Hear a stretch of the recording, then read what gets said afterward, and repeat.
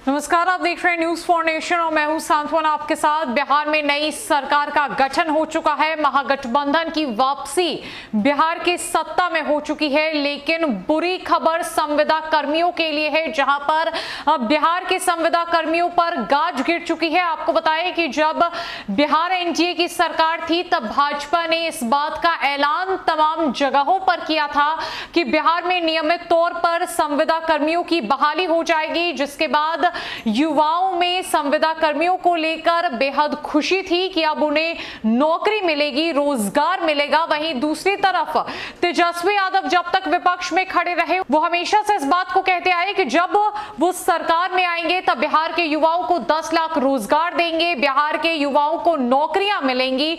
लेकिन जैसे ही उनकी सरकार बिहार में वापस सत्ता में आई, तेजस्वी यादव ने यह साफ कह दिया कि मैंने तो कहा था कि जब मैं बिहार का मुख्यमंत्री बनूंगा तब मैं 10 लाख रोजगार दूंगा, तब मैंने वादा किया था 10 लाख नौकरियां देने का।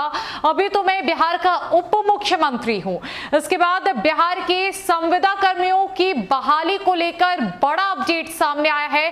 क्या है, जानते हैं। दरअसल राजस्व एवं भूमि सुधार विभाग ने साफ कह दिया है कि संविदा पर बहाल अभी सभी स्तर के सेवक सरकारी नहीं माने जाएंगे। इस आधार पर उनकी सेवा भी नियमित नहीं होगी। विभाग ने यह जानकारी पटना हाईकोर्ट में दायर एक याचिका के संदर्भ में की है।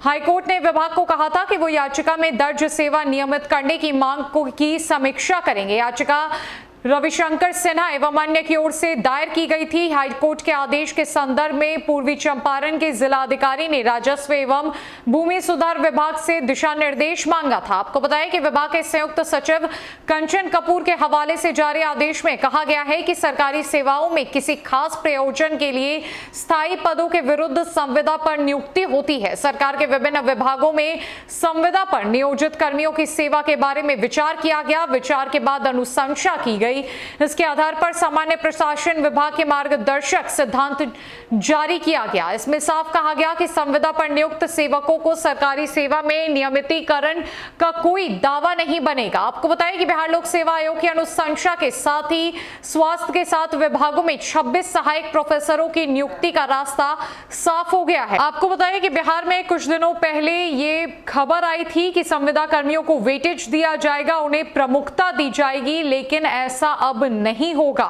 बिहार सरकार ने संविदा पर बहाल होकर विभिन्न विभागों में कार्यरत कर्मियों की नियमित बहाली में बड़ी छूट दी थी। इसके तहत अगर कोई संविदा कर्मी जिस पद पर काम कर रहे हैं और वो उसी पद पर नियमित बहाली के लिए आवेदन करेंगे तो उन्हें प्राथमिकता दी जाएगी। प्रतिवर्ष किए गए उनके संतोषजनक सेवा के लिए अधिकतम 5 अंक प्रतिवर्ष की दर से अधिकतम 25 अंकों का वेटेज यानी छूट दी जाएगी। इसी तरह संविदा नियोजन के बाद किए गए कार्य अवधि के समतुल्य समय की छूट अधिकतम उम्र सीमा में दी जाएगी। किसी कार्यरत वर्ष के अंश को भी इसमें शामिल किया जाएगा, परंतु उम्र सीमा में छूट का लाभ वैसे मामलों में नहीं दिया जाएगा जिसमें कानून या नियुक्ति नियमावली के तहत इसकी अनुमति नहीं है। मसलन पुलिस की नियुक्ति या ऐसे अन्य कई मामलों में उम्र सीमा में छूट की अनुमति कानून या नियुक्ति नियमावली नहीं देती है। ऐसे मामलों में उम्र सीमा में छूट का लाभ नहीं दिया जाएगा। गौरतलब है कि सामान्य प्रशासन विभाग द्वारा गुरुवार को इसकी अधिसूचना जारी होने के साथ ही इसे लागू भी कर दिया गया है। अधिसूचना जारी करने की जानकारी सभी विभागों के अपर मुख्य सचिव, प्रधान सचिव, सचिव विभाग अध्यक्ष, डीजीपी, प्रमंडलीय आयुक्त और डीएम को भेज दी गई है। संविदा कर्मियों को वेटेज देने को लेकर सामान्य प्रशासन विभाग ने विस्तृत दिशा निर्देश जारी किया है। इसमें सभी विभागों के अनुसार ही कार्रवाई करने को कहा गया है। इसके अनुसार अनुभव का वेटेज देने के क्रम में अगर कोई वर्ष अधूरा आता है या किसी कर्मी ने वर्ष के कुछ महीने ही काम किया है तो ऐसी स्थिति में वेटेज अंक का निर्धारण करने के लिए अभ्यर्थी के कार्य दिवसों की संख्या से 5 से गुणा करने के बाद इसमें 365 से भाग देना होगा और जो उत्तर प्राप्त होगा उसमें अनुपातिक अंक जोड़ा जाएगा।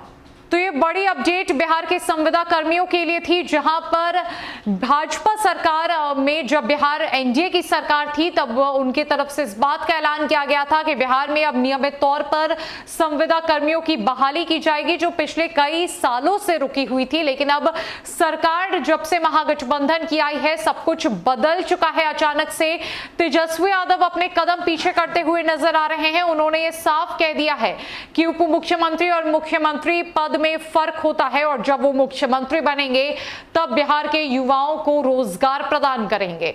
फिलहाल के लिए इस अपडेट में इतना ही। नमस्कार।